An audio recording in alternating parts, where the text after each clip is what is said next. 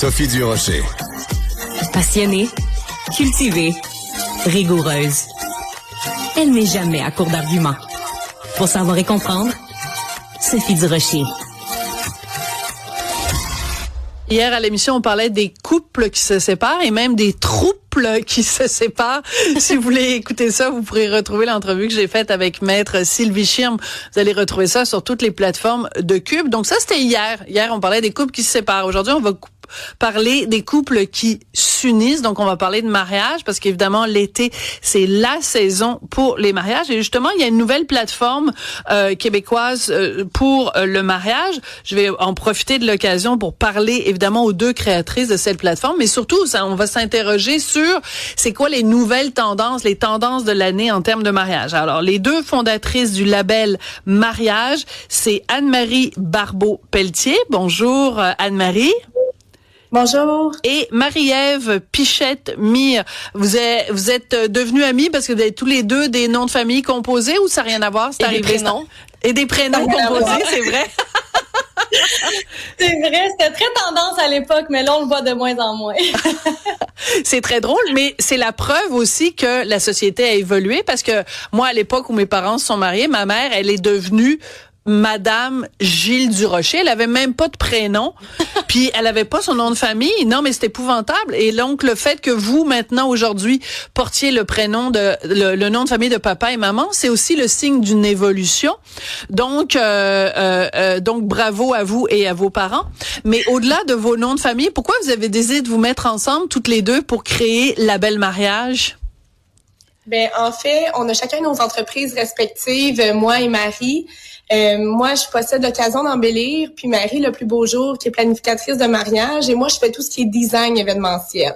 Donc, quand on a vu qu'il y avait un problème un peu, on pourrait dire ça de même, un problème, une petite lacune, un manque d'informations pour les futurs mariés, on a décidé de unir nos forces, puis on était super complémentaires, fait que c'était tout naturel pour nous de s'unir pour créer Label Mariage, pour enfin donner voix à l'industrie du mariage, puis informer les futurs mariés.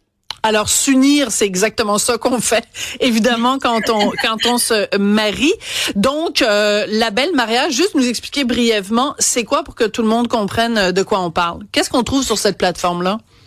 En fait, Label Mariage, c'est une trilogie. Une trilogie parce qu'il y a 3 volets. On retrouve en premier un podcast qui s'adresse aux futurs mariés qui ont envie d'avoir des trucs, des conseils. Et nous, notre côté, nos invités dans le podcast, c'est des fournisseurs de l'industrie du mariage. Donc, la première saison, on reçoit des photographes. On a reçu quelqu'un du Manoir Richelieu aussi. Donc, c'est vraiment sous forme de discussion pour outiller les futurs mariés. Le deuxième volet, c'est directement sur notre site Internet, c'est la vitrine, Label Mariage. Donc, la vitrine, c'est un peu un répertoire où on va avoir tous les fournisseurs que je peux dire qui sont professionnels, qu'on a vraiment pris le temps d'analyser parce que la vitrine, c'est sous candidature. Donc, c'est pas n'importe qui peut s'y retrouver. D'accord. Donc, ça va donner un outil aux futurs mariés quand ils sont en tout début de processus. Bon, qui j'engage comme DJ, qui j'engage comme photographe? Eh bien, ça va leur permettre de dire, OK, ces fournisseurs-là, ils ont le sceau Label Mariage. Donc, c'est vraiment des gens qui sont professionnels. Et finalement, le troisième volet, c'est l'événement Label Mariage. Donc, c'est un événement qui est annuel, qui va se faire la première édition le 21 mars 2026 au Quai 30 à Québec, au terminal de croisière. Et c'est, en bon français, c'est un salon, mais on vient le revisiter. On vient emmener des ondes immersives, des démonstrations en direct. On vise vraiment une expérience pour les futurs mariés. D'accord. Dans le temps, moi, quand j'étais jeune, évidemment, il y avait le salon de la mariée. Maintenant, mais non, mais je dis ça en riant parce que, tu sais, je veux dire, c'est comme s'il y avait juste la femme qui se mariait. Elle se marie avec qui? Avec un être qui n'existe pas. Alors que aujourd'hui, ben, les gars sont beaucoup plus impliqués. Est-ce que vous le remarquez? Est-ce que vraiment, il y a encore des cas où la mariée, décide tout et, le conjoint ou la conjointe, fait rien? Est-ce qu'il y a vraiment des gens qui laissent complètement leur conjoint ou leur conjointe tout décider? Vas-y. Ben, en fait, moi, oui, je le remarque quand même, mais c'est surtout des différents volets qu'on va voir là bien souvent. Il y en a qui ont des petits ils ont intérêt à choisir les cocktails au niveau du bar, tandis que d'autres vont dire moi, je lui laisse carte blanche je leur laisse carte blanche pour la décoration, c'est elle qui veut choisir ses fleurs, la coloration, moi ça m'importe peu.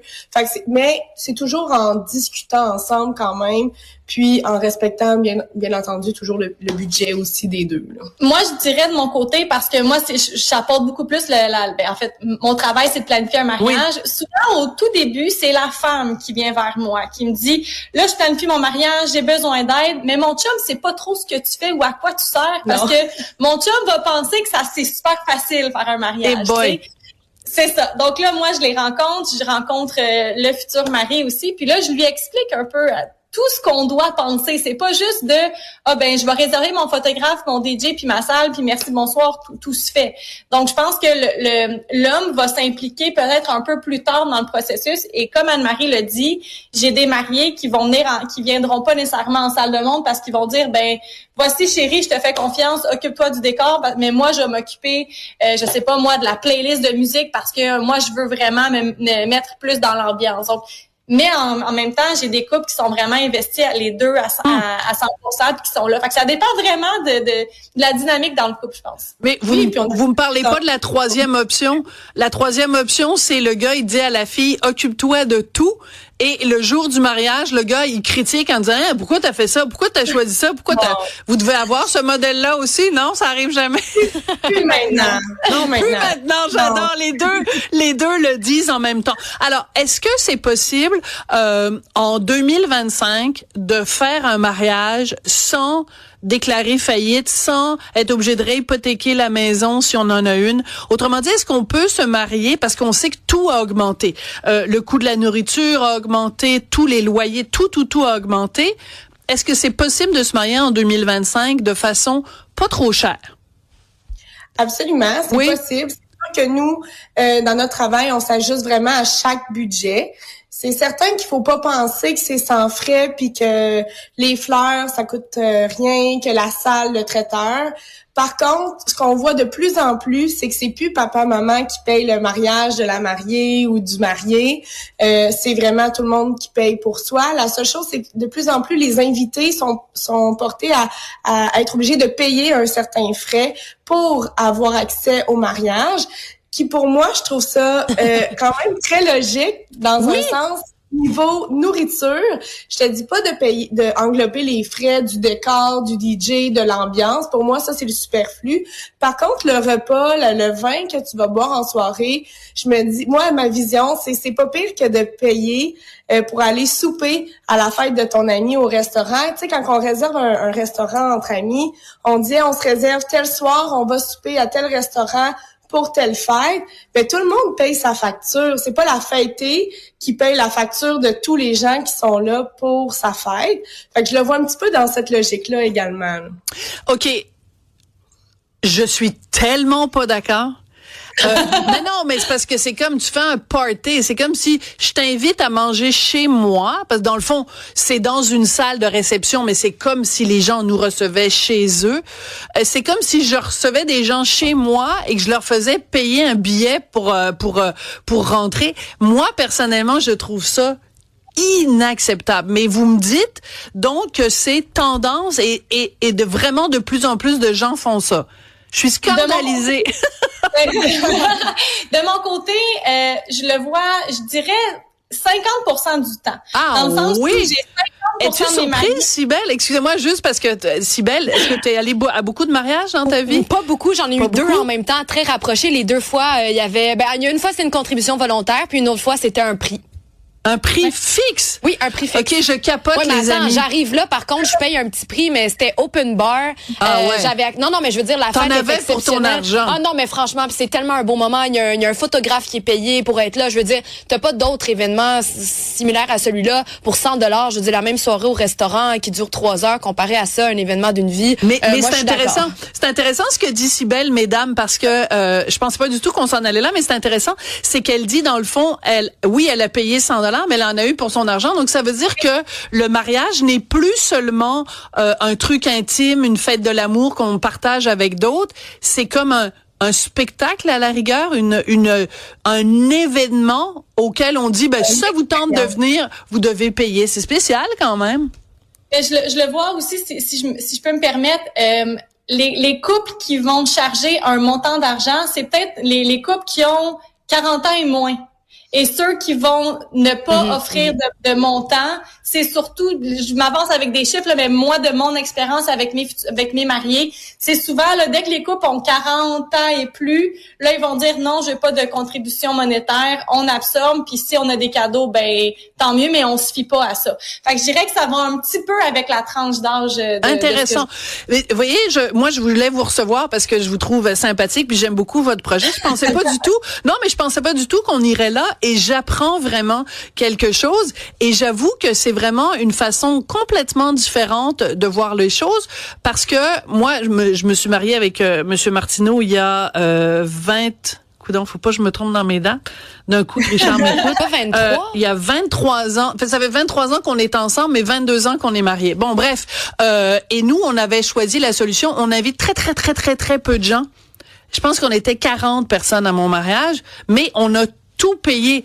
C'est sûr que si on avait décidé d'inviter 150 personnes, peut-être qu'on aurait demandé aux gens de payer, En même temps, ton pour. cercle est peut-être aussi rétréci à ce moment-là dans ta vie où t'as la crème de la crème que t'invites. Sibelle, es-tu en train de dire j'ai pas d'amis?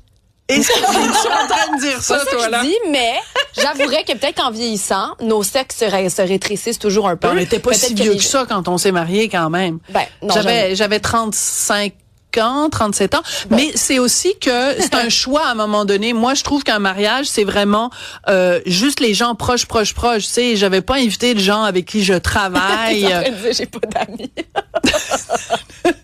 Je suis en train de la faire rire. Excusez-moi, on retourne à vous. On retourne à vous, Anne-Marie et Marie-Ève. Je sais qu'il y a quelques années, il y avait vraiment une grosse préoccupation. Il fallait, tu sais, une préoccupation écologique. Tu sais, on trouvait que le mariage, c'était beaucoup de gaspillage. On prend des fleurs, après ça, elles sont pas utilisées. Il fallait vraiment que toute la nourriture, ce soit végane et machin. Est-ce que c'est une tendance qui existe encore aujourd'hui? Est-ce que cette préoccupation-là est encore là aujourd'hui? Je crois que oui, mais je crois que les actions que chaque fournisseur font naturellement, ça vient d'eux, en fait. Je pense aux fleuristes qui souvent vont travailler avec des fleurs locales. Ils vont avoir des jardins aussi personnalisés qui vont cueillir leurs fleurs à même leur propre jardin. Donc, dans les actions que les fournisseurs font, je pense à prendre exemple mon entreprise. Nous, on fait de la location. Donc, les gens, ils viennent louer le matériel, ils le rapportent, on le nettoie, on le revalorise, puis après, on le réutilise. Donc, ça permet justement de faire attention. De diminuer l'impact. De diminuer l'impact écologique. Absolument. Parfait. Ben moi, juste pour vous dire à quel point, de toute façon, Cybèle, elle le sait, là, à quel point je suis près de mes sous. Moi, j'ai loué ma robe. Je me disais, voyons, qu'est-ce que c'est ça de dépenser des centaines de dollars une robe, je vais la porter une fois. C'est complètement niaiseux. Alors, mais non, mais niaiseux, les gens le font si ça leur fait plaisir. Mais tu sais, tu la laisses dans ton garde-robe. De toute façon, 2 ans plus tard, t'es même plus capable de rentrer dedans parce que t'as pris du poids. Fait que cette affaire. Alors, je l'avais loué. Mesdames, absolument passionnant. Je pense que ça va partir une discussion. Est-ce qu'il faut faire payer? Oui. Est-ce qu'il faut faire payer mais pour... je t'en lise un ou deux rapidement. Ben, on va manquer de temps sinon pour Rémi Villemur. Alors, je veux vraiment saluer mes 2 invités. Anne-Marie Barbeau-Pelletier, Marie-Ève Pichette-Mire. Vous êtes toutes les 2 donc cofondatrices de Label Mariage. Ça a été passionnant comme discussion. Puis longue vie à votre entreprise commune. Merci beaucoup. Au revoir.